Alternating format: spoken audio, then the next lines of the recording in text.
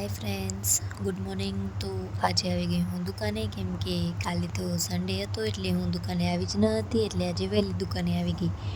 તો પછી આજે અહીંયા દુકાનના બારે આ ભાઈ છે, એ ખબર નહીં શું કરતા હતા, મને કાંઈ ખબર ના પડી.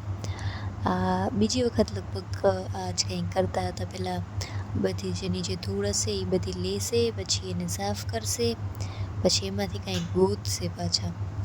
અને જે કંઈક ખબર નહીં ને શું મળે છે એમાંથી, કે આ એનું કામ છે કે કાંઈ વસ્તુ મળે કે કોઈ પથ્થર ગોતે છે આમાંથી, ભગવાન જાણે શું કરે છે. પણ મેં આજે આમ જોયું તો જો એમને કંઈક મળ્યો પણ ખરું.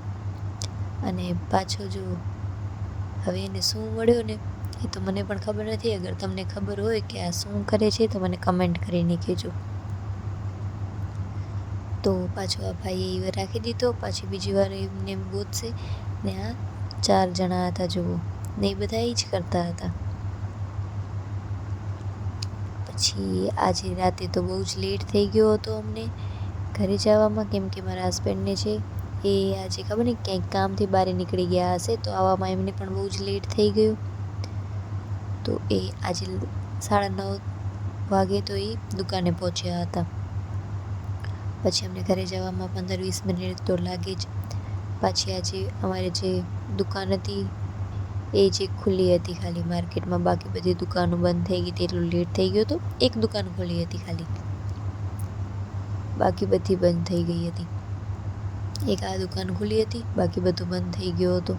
તો હું એ દુકાન અંદરથી બંધ કરી અને બેઠી હતી. પછી બસ કીધું હવે હાલો ઘરે પહોંચી જઈએ, કેમ કે આખી માર્કેટ ઓલમોસ્ટ બંધ જ થઈ ગઈ હતી.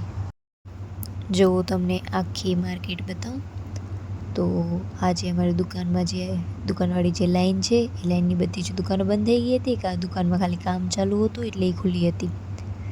પછી શાકભાજીવાળા પણ કોઈ હતા જ નહીં આજે. પાણીપુરીવાળા ભાઈ એ નહોતા આજે. તો અહીંયા એક આ લાઈનમાં એક દુકાન ખુલ્લી હતી અને એક આ આઈસ્ક્રીમવાળા ભાઈ હતા, બસ. બાકી તો કોઈ જ ન હતું. સામે ખ્યાલ બધું જલ્દી બંધ થઈ જાય છે આમ તો માર્કેટ. પછી અમે અમારા ગામ પહોંચી આવ્યા. આજે તો ગામમાં પણ કોઈ માણસ જલ્દી દેખાતા ના હતા, નકા તો ઘણા બધા અહીંયા બેઠા હોય.